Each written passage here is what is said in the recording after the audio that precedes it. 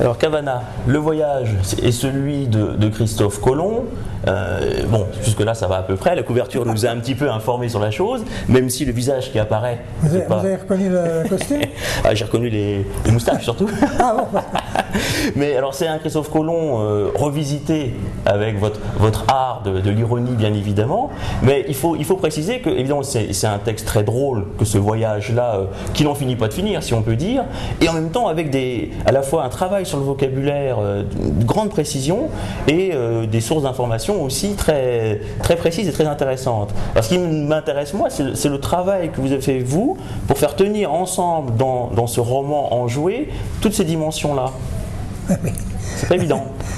C'est pas évident aussi parce qu'il y a eu un travail de mûrissement qui s'est fait au long des années.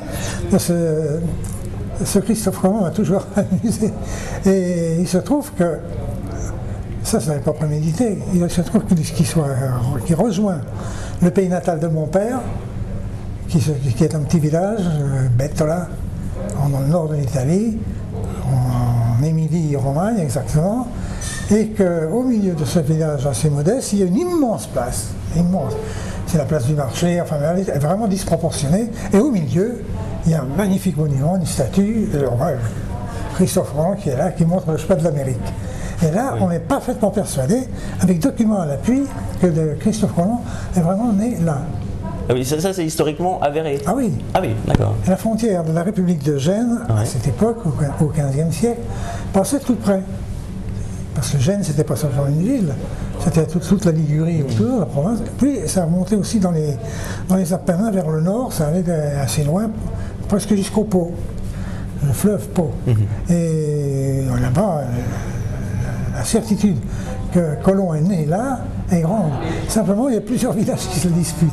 Ah oui, évidemment, oui, ça amène les touristes. Oui, mais quand même. La famille Colomb est d'abord de Bettola. À Gênes, ils y ont été, mais c'était des cardeurs de laine. À l'époque, l'une des grandes productions du coin, c'est la laine des moutons. On ne cultivait pas beaucoup, mais il y avait beaucoup de moutons d'élevage. Et on cardait la laine là, et c'était une très belle laine, très réputée. Et les marchands de Gênes venaient acheter la laine par grande quantité et livraient en échange, pas en échange, mais apportaient à eux de l'huile, des choses qu'on trouvait, pas les pâtes encore. L'Italie ne connaissait pas encore les pâtes. Mais voilà, alors c'était une zone frontalière, une grande zone d'échange.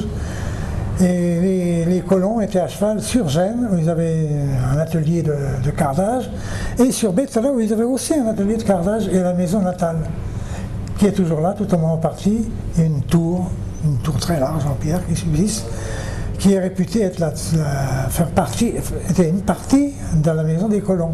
D'accord, alors si je comprends bien, la plupart des gens s'intéressent au point d'arrivée du voyage de Colomb, voilà, la fameuse Amérique, bon, malheureusement qui ne portera pas son nom, et puis vous, ce qui vous intéresse, c'est plutôt le point de départ. Vous êtes toujours un peu à contre-courant finalement. Oui, mais c'est que le point de départ, on n'a pas beaucoup insisté dessus, parce que depuis toujours, c'est un objet de controverse. Tout le monde voudrait avoir donné naissance à Christophe Colomb, même les Espagnols. Ils s'ingénient à déduire d'un tas de papiers plus ou moins précis que Colomb, en réalité, était un véritable Espagnol qui... Enfin bon, pas entrer dans le détail. Et il y a même un juif qui a écrit un livre pour prouver que Christophe Colomb était juif. Oui, parce qu'il part en 1492, qui est l'année où ils sont censés être exclus d'Espagne. Voilà, c'était surtout les musulmans qu'on excluait.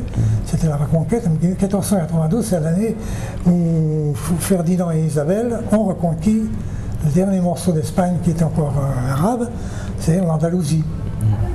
Et en même temps, évidemment, les morts sont tous partis parce que c'était plus supportable. Mais aussi des juifs. Cette année-là, je crois que c'est Ferdinand ou Isabelle, je crois, a exclu les juifs qui sont partis massivement d'Espagne et dans la plupart sont partis en Grèce. Si bien que les juifs de Grèce parlent espagnol.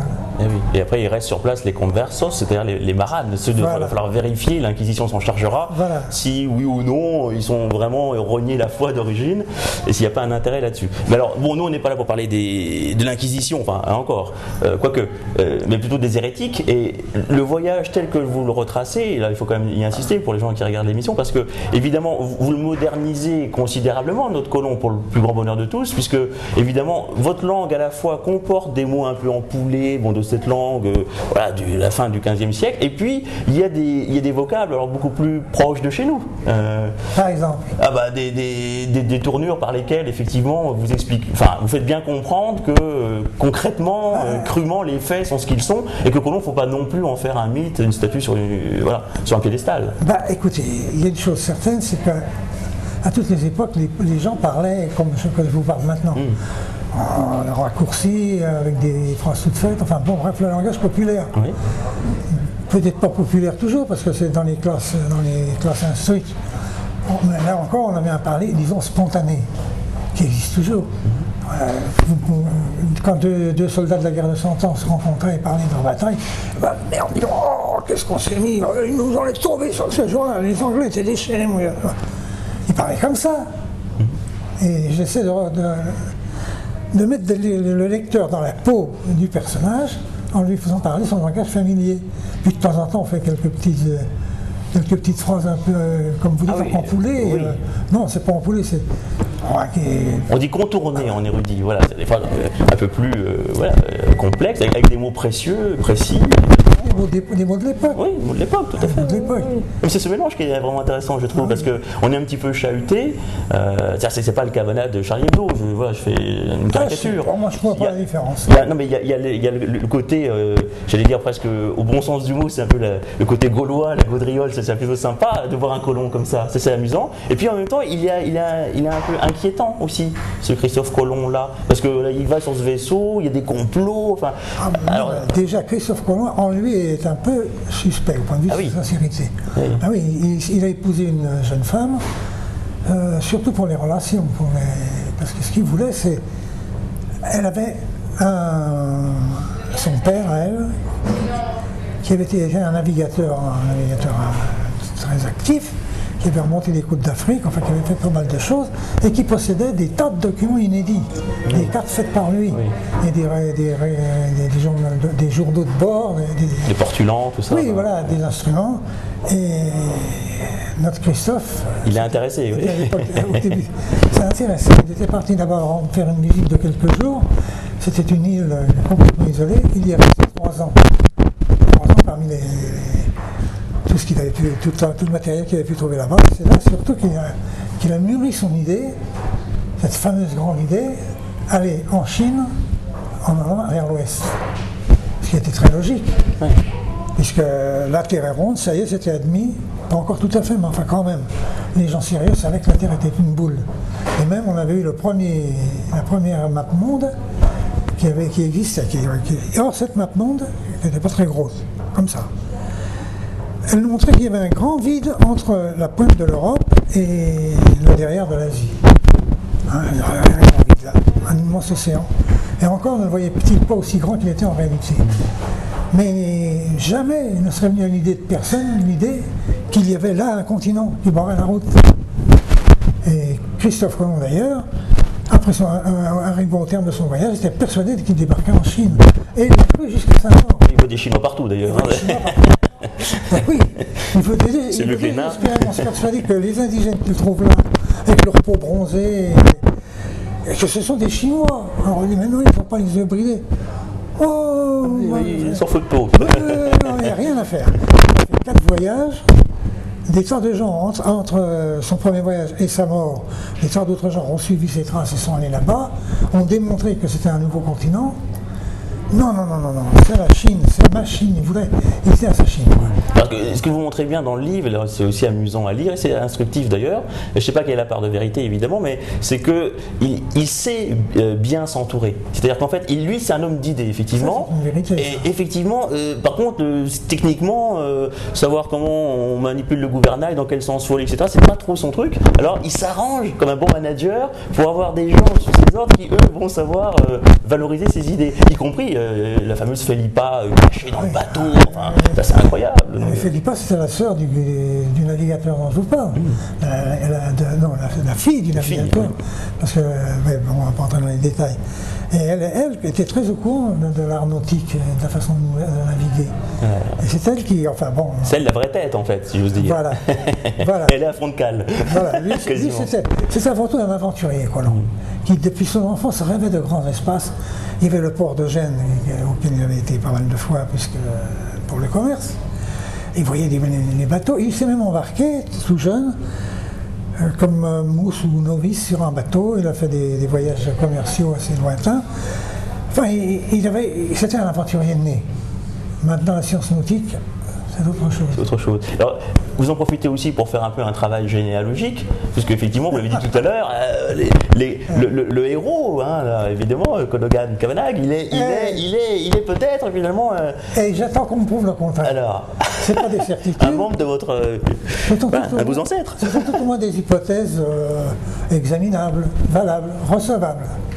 Mais ça vous faisait plaisir de vous mettre en scène aux côtés. Ça m'amusait follement. Oui. Ah oui, là je me suis amusé. C'était ça le point de départ du roman, peut-être aussi. Hormis l'hommage à Colomb, c'était de jouer sur. Comme je vous disais, il y a un mûrissement qui s'est fait. De temps en temps, une observation, une idée ou une lecture apportait encore une pierre à mon moulin. Et finalement, le moulin s'est construit un peu inconsciemment. Et les épisodes, vous savez, quand je commence le premier épisode, je ne sais pas quel sera le suivant. Hein. Ah oui, vous écrivez comme ça. J'ai en gros une idée de ce qui va se passer. Un canevas et. Mais oui, mais il y a des circonstances qui surviennent entre-temps qui me font arranger une idée ou même modifier la route. Ça change. C'est combien de temps de travail? Il y a 1 an et demi. Ah oui, ça c'est. Avec pas mal de temps perdu en documentation, en recherche. Ah, ça, c'est documentation, vous vous déplacez dans les bibliothèques, etc. Ah oui, oui c'est ça, vous faites les choses sérieusement finalement. Alors pour terminer, ce sera le mot de la fin. Ce voyage finalement, il nous emmène vraiment de où à où? Il nous emmène de Bétola à Bétola, c'est-à-dire de ce petit village natal de Colomb, alors qu'il ne mourra pas malgré son désir, puisqu'il est mort en Espagne. Mais notre Cavanagh, lui, il retourne. Et l'Italie l'a séduit, c'est irlandais. Et lui va finir ces jours-là de façon... Enfin, finalement, il va découvrir qu'il est héritier, qu'il est le transmetteur, si je veux dire, d'une souche dont l'origine est Colomb. Voilà. Je ne vous dis pas les ça. Très bien. Merci bien, Cavanagh, en tout cas, pour nous faire partager une partie de ce voyage aujourd'hui. J'espère surtout, avant tout, j'espère intéresser, mais surtout amuser. Oui, mais ça se lit et ça se sent.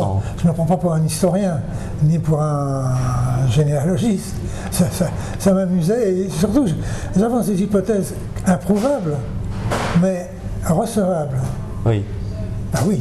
Oui, tout à fait. Et d'ailleurs, pour terminer, il y a, à titre de document, pour le coup, très édifiant, il y a le sort que font subir aux mousses les membres de l'équipage, qui change radicalement la vision qu'on a de la marine. Hein. Il vaut mieux être bien armé, en tout cas. Ça, c'est sûr. Eh bien, merci bien, en tout cas, et à très bientôt. Au revoir.